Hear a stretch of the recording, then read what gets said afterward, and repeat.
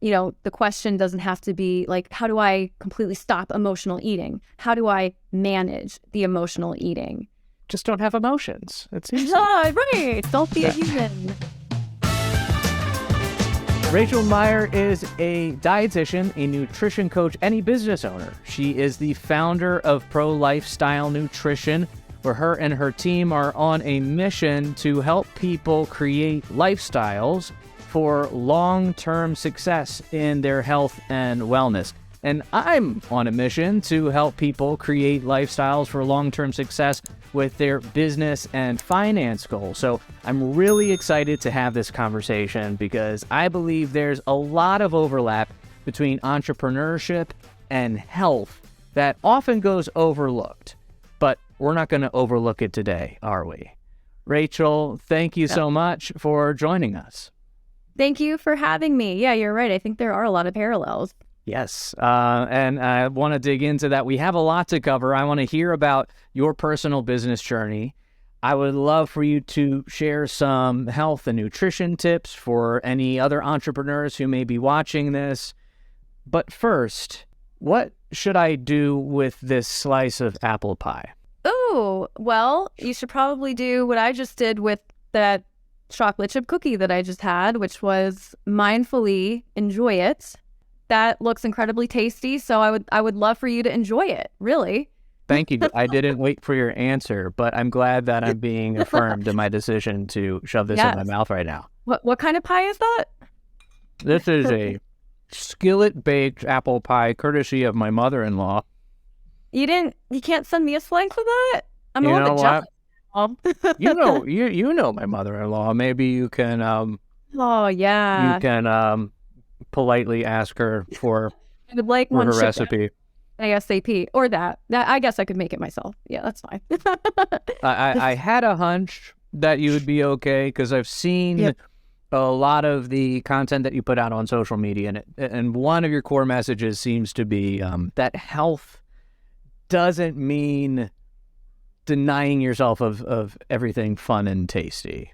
Not at all. Exactly. Which goes against, I think, more of the traditional diet culture messages that we're getting. Why do you think that is a misconception? And can you unpack this thought a little bit more? I think there's a combination of reasons why there's a lot of misunderstanding and also, I think, conditioning to certain thought processes that, for example, like, oh, okay, I want to work on my health or work on a weight goal or whatever it is, a wellness goal. That means I have to cut out A, B, and C, or I have to cut out whole food groups, or, working on a goal and, oh, I have that slice of pie, I'm being bad. And, oh, I had it. I may as well just give up on my goals now. There's a lot of that kind of thought process. The truth is that there's no one food that's going to make or break a person's progress. If those approaches really worked, why would people be starting a new diet at least 4 times a year? Mm-hmm. Not sustainable, and for good reason. That also does not address how a person eats, why a person eats. It does not address the many other lifestyle factors that impact health, that impact wellness, that impact our eating behaviors.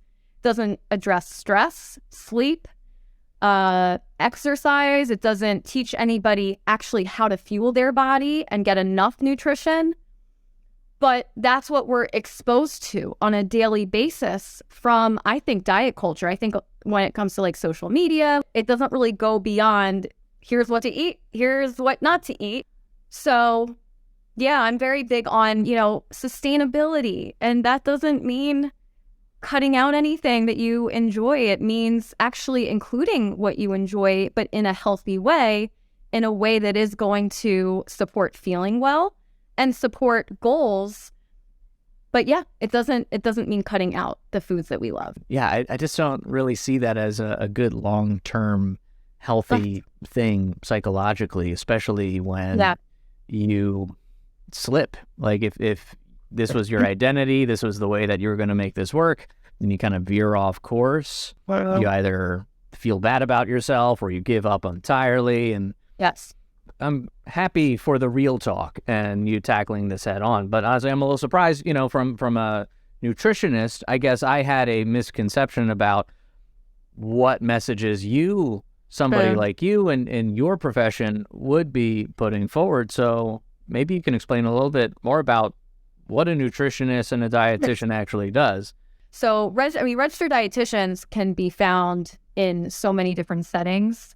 So as far as what we do from a coaching standpoint in the field that I'm in, which is more so preventative and helping people to be proactive with their health, building lifestyles that are going to really support long-term success. So we're not here to be the food police.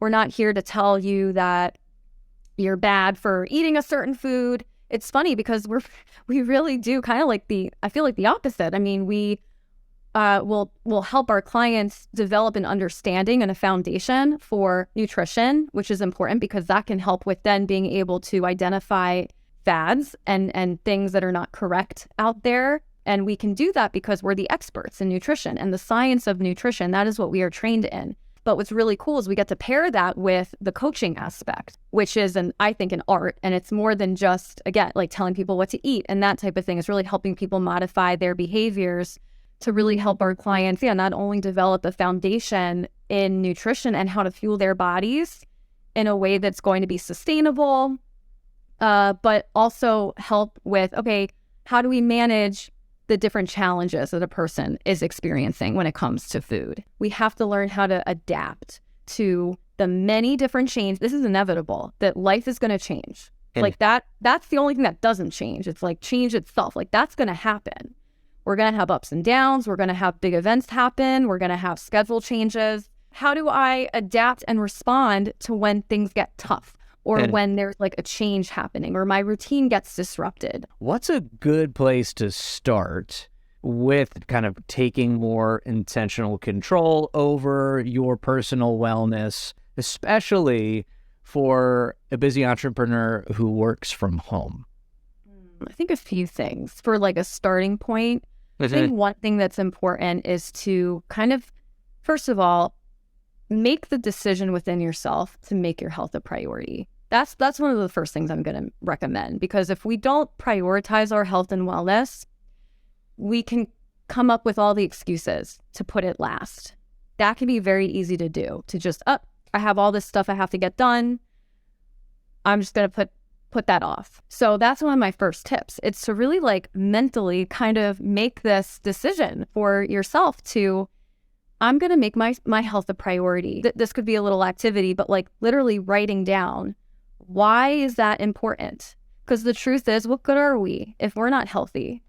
How are we able to show up in any aspect of life as maybe our best selves when we're not healthy or feeling well? That's really hard to do. I was just talking with a client of mine yesterday, and he's in the middle of, he's about to quit his job and transition to full-time self-employment.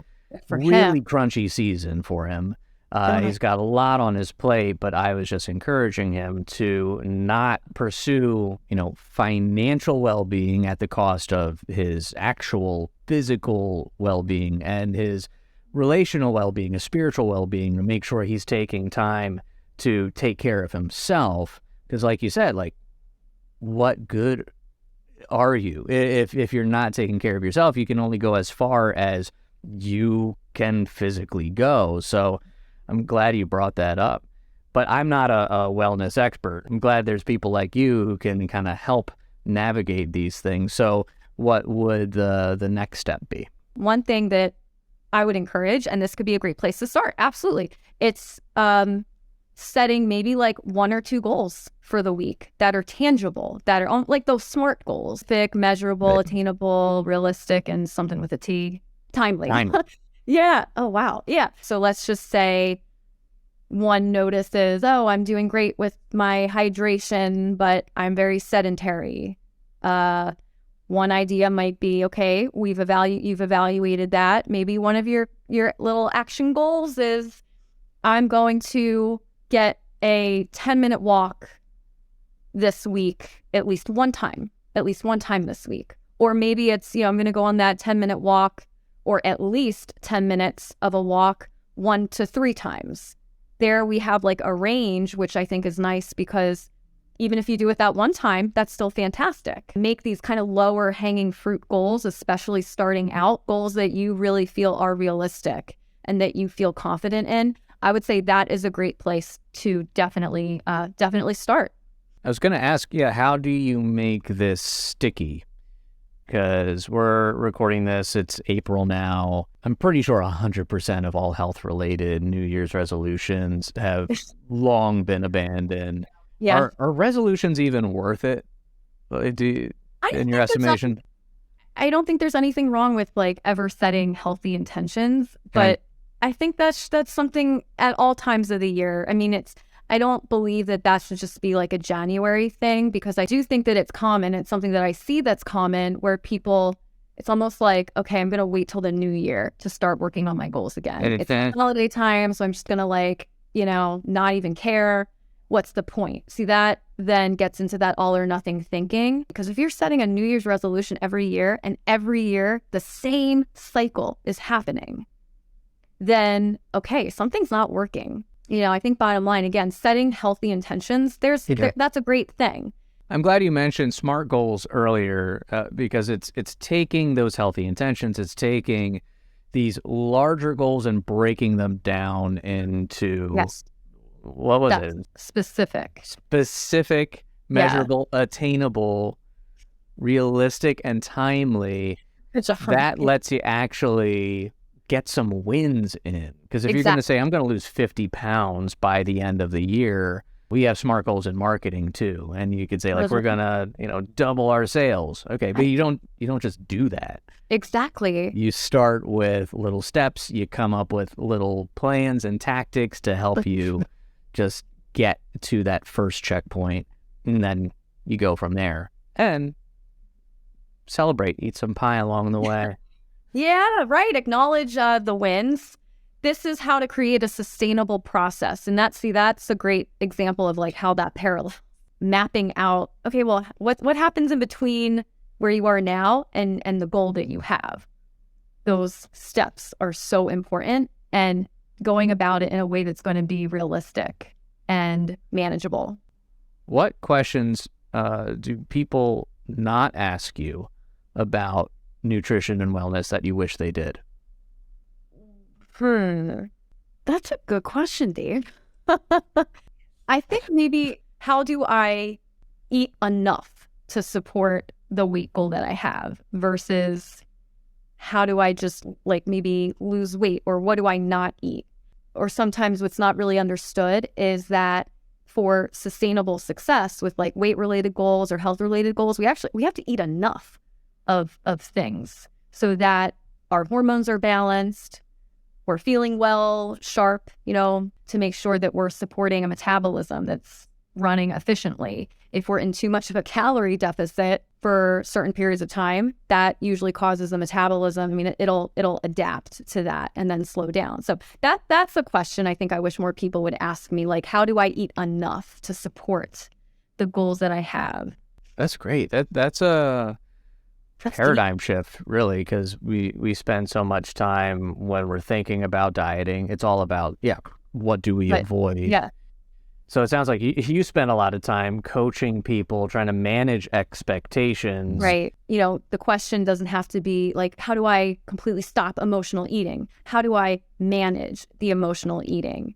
Just don't have emotions. It's easy. Right. Don't be a human. I want to shift gears for a little bit and talk about your business journey. I'm curious, what drew you to this field in the first place, and how did you begin building your own practice? It took some time to really evolve, because I actually wanted nothing to do with science for a long time. I went to Drexel for my undergrad, and I started out in the interior design major. When I look back, I remember when I was in that major, I was thinking, it's weird. I never really enjoyed watching HGTV. I always would watch the Food Network. That's what I remember like thinking about, is that a sign or a good sign? I don't know. After a year in the interior design major, it really like all of a sudden hit me where I just felt like I feel like I'm wasting my time. This is not fulfilling. I just felt this like like, this isn't right. I have to change something. And all of a sudden I was like literally craving learning about I wanted to learn, how does the body work? That plus I love food. I've always loved food. And I've also been through my own, I come from an angle here where I understand in my own way, of course, because everybody's different, but I've had my own struggles with food as well that I've had to learn how to manage. So I also realized that I want to really help people learn how to manage their struggles and challenges with food, and also be able to use food in a way to protect their health, to be proactive with their health. So that really all helped me to figure out the, kind of start that path to becoming a registered dietitian. So I'm very grateful for that whole moment. But that's how I got started with that. So what was it like actually getting started professionally? Like, what was your first job in this space? Yeah, when I first got started in the field, I do remember I was looking for full-time jobs, thinking like, oh, I guess that's kind of what maybe I'm supposed to do. And I was just looking at clinical jobs, and I didn't get one. And I'm so glad I didn't get a full-time clinical job, because it's, I really didn't even want to work in a hospital. I want to keep people out of the hospital, but I just kind of felt like, oh, okay. So I started out with 3 part-time jobs. Actually, I worked for a private practice in Philly. She had an office, I think on South Street. I worked for another private practice where I would travel to different sites to do corporate nutrition coaching. And then I also worked for a fitness center part-time. So I had these 3 part-time jobs going on. And then I also started my own private practice. I knew I wanted to start a private practice. I just knew it. And I didn't care, actually, even if I just had one client.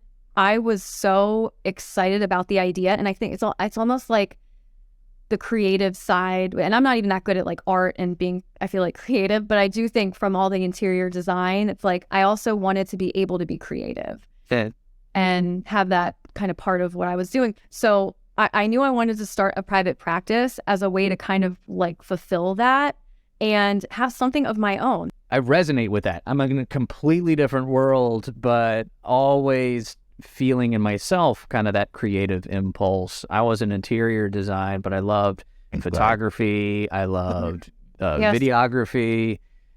And I got into web design. I got into marketing. I got a full-time job at a university. But there's always something that just wanted to kind of create something of my own. How did you start building your own client base? One thing I will say that was very helpful when I first started out, and this was something that I learned from one of my part-time jobs, was that as a registered dietitian, we are able to become credentialed with insurance companies. So that is what really, that really did help me become full-time with my practice. I was able to become credentialed with various insurance plans in my area. And then I remember I would just cold call companies and try to see if they'd be interested in having me come on site and meet with their employees for nutrition coaching. Because if they had an insurance plan that covered it, it actually would be a free service and an initiative that they could promote at work. That started becoming a passion in itself, is this idea of work site wellness.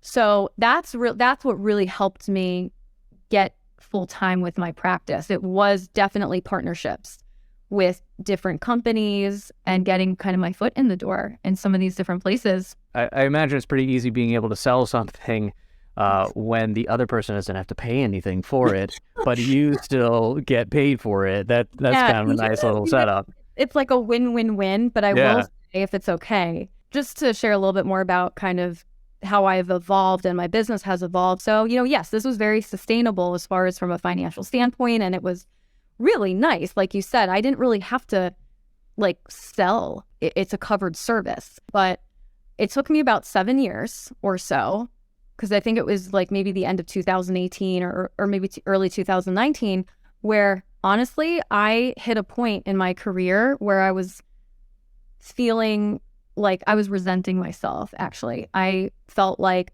it's great that these insurance companies, they cover maybe 6 sessions a year, maybe, a certain amount. Hey, that's great. But it is very difficult to help a person make a lifestyle transformation that's going to be sustainable in only 6 sessions. So I ended up actually investing thousands of dollars into a coach, into a mentor, and which is why I think that's so valuable to have a coach or a mentor maybe in different areas. But because I felt like I needed help with modifying the structure of my practice. So now I'm in a place where, the insurance and, still working a lot with people and, they're able to use their benefits. But now I feel like I'm a much better coach, and the structure of my practice is different, where I actually do more selling now of these kind of higher ticket coaching and private pay, or I like to call them investments, because I really consider it you're investing in your health and wellness. Absolutely. But now there's a lot more of that versus just, your insurance is covered, because I really just got to a point where I'm not helping people to the point where I want to help them. And I imagine you're getting people who are a lot more invested in this. Like, and you're asking an investment of them. It's not just kind of what the heck? I don't have to pay for it. You're going to get a very different client, right? When there's no skin in the game versus when they have made a choice and they are paying their own hard-earned money to get your services so they can take care of themselves and improve their life and wellness. Exactly, 100%. It's so much more rewarding when you know that your clients are really invested in you. And it makes you want to work with them more. It makes you feel like more motivated. I said early on, there's a lot of overlap between entrepreneurship and health, just seeing the parallels between your own journey and the journey that you take your clients on, just how you made a decision at the beginning that you want to pursue a certain goal, and you started taking the steps there, and you've had to continue to grow, and you've had these moments when you got to a certain place, but you had to keep pushing yourself past it a little bit further to get where you are now. I don't know. That was just like an exciting little connection that kind of popped up there. And now you are working with a team. You have some other people who are part of Pro Lifestyle Nutrition. Yes. So I have two other dietitians that are contractors, and they're a part of the team. So that's really been great. Also, a whole nother area, like the whole like hiring and figuring out like when you're ready for stuff like that. I feel like that's another set of challenges, but I'm very lucky. I love both of them. They're amazing. You're doing it. You're in the replication and scaling mode, and it's exciting to see. Do you have any advice for anybody who might be watching who's interested in getting into your line of work and doing something similar that you're doing? I remember wanting so bad to be able to talk to a registered dietitian when I was first starting out, and I don't think I ever did. I don't know if I just ever researched it enough or got a hold of anybody, but that is one thing I would recommend, is maybe try to talk to a dietitian and maybe learn a little bit more about the process. I mean, of course, you could always go online and research, but I think it's nice to actually talk to somebody in the field. Well, can people reach out to you? Where can people go to learn more about what you're doing and follow you online? Sure, yeah. So on Instagram, I am the.nondiet.dietitian. My website is prolifestylenutrition.com. And then I do also have a free community on Facebook called Holistic Weight Loss and Wellness, which is just a free accountability group that I run. Nice. I will be sure to drop links to all of those things you just mentioned so people can learn more about what you have to offer. Thank you for offering your time right now, and just really enjoyed catching up with you. And just thank you for sharing your expertise and for helping keep people healthy. Yeah, thank you for having me. This was This was fun to talk and catch up as well, and enjoy the rest of your pie. Thank you. Will do. Yes.